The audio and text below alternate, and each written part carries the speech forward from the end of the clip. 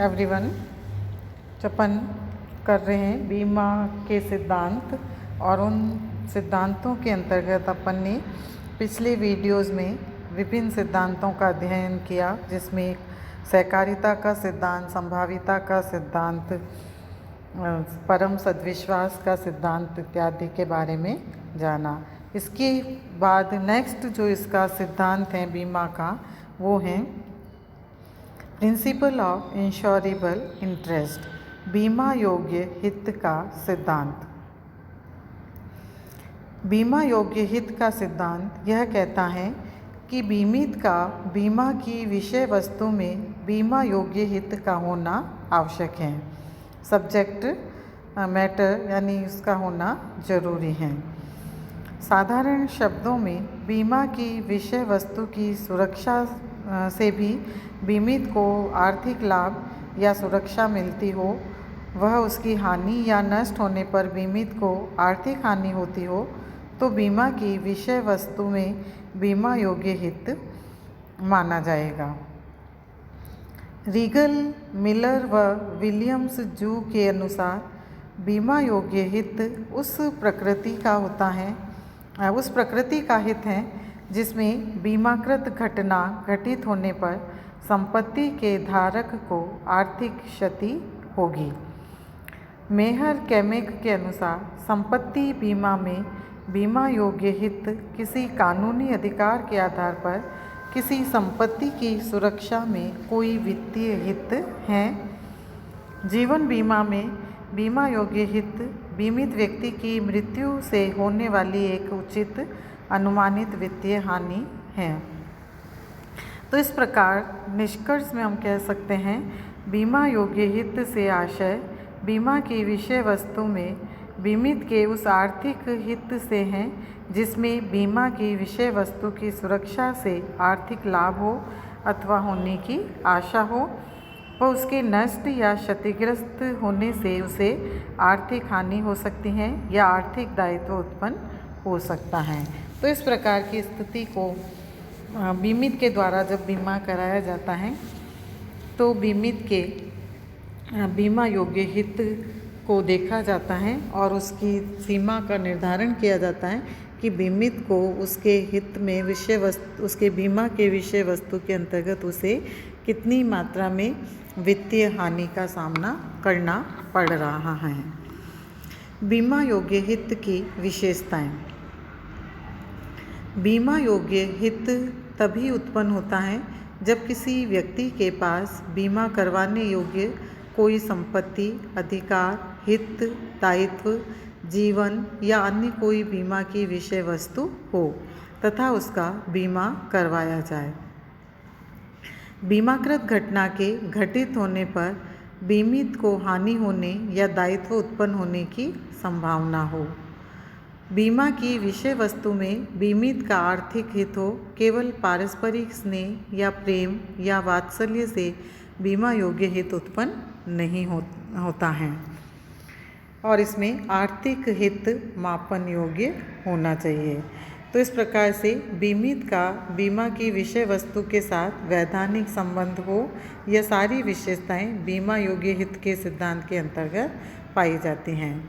तो कहने का तात्पर्य है कि बीमा योग्य हित मापने योग्य होना चाहिए, यानी उसमें बीमित को किसी भी रूप में वित्तीय हानि या संपत्ति से संबंधित किसी भी प्रकार की क्षति या हानि का सामना करना पड़ता है तो उसमें उसके बीमा योग्य हित को माना जाएगा और बीमाकर्ता के द्वारा उसका वो घटना घटित होने पर उसके हित को देखकर और उसका भुगतान करना अनिवार्य होगा।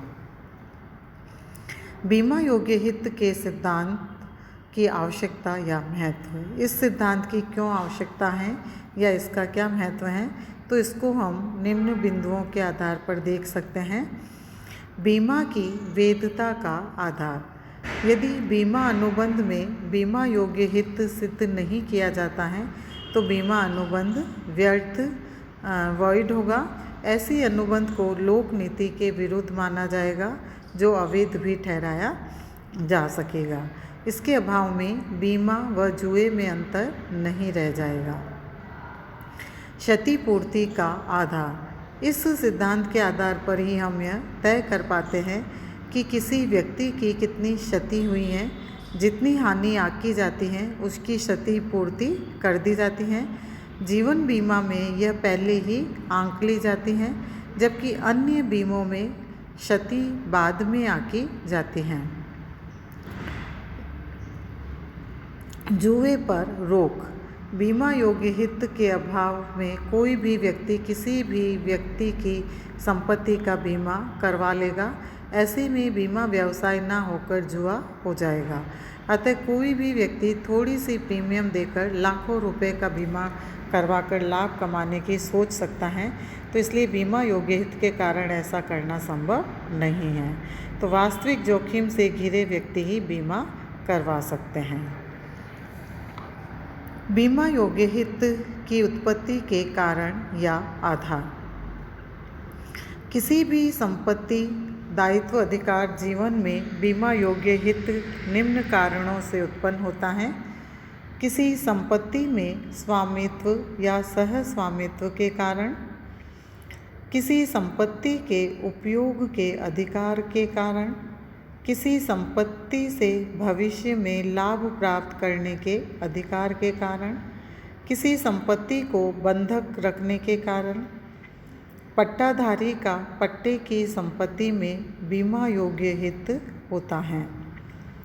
किसी कानून के कारण हित उत्पन्न होना, जैसे निक्षेप कानून के अनुसार, जैसे ड्राई क्लीनर्स, टेलर, वाहन स्टैंड आदि का निक्षेपित संपत्ति, माल, वस्तु में बीमा योग्य हित होता है। किसी कानून के प्रभावी होने के कारण, जैसे वाहन दुर्घटना में तृतीय पक्षकार के प्रति दायित्व, कर्मचारी क्षतिपूर्ति एक्ट के तहत दायित्व, दाम्पत्य सूत्र में बंधने के कारण, नौकरी अनुबंध में सेवा योजक सेवक संबंध के कारण, बीमा अनुबंध द्वारा किसी संपत्ति का बीमा करने के कारण। तो ये विभिन्न कारण हैं जो बीमा योग्य हित के सिद्धांत का आधार होते हैं, और इन आधार पर बीमित के बीमा योग्य हित को देखा जाता है, उसका मापन किया जाता है। इसी को आगे बीमा योग्य हित के सिद्धांत को आगे बढ़ाते हुए कि कौन से बीमा में किस प्रकार से बीमा योग्य हित का मापन किया जाता है, उसको तय किया जाता है, इसको अपन नेक्स्ट वीडियो के अंतर्गत अध्ययन करेंगे। धन्यवाद।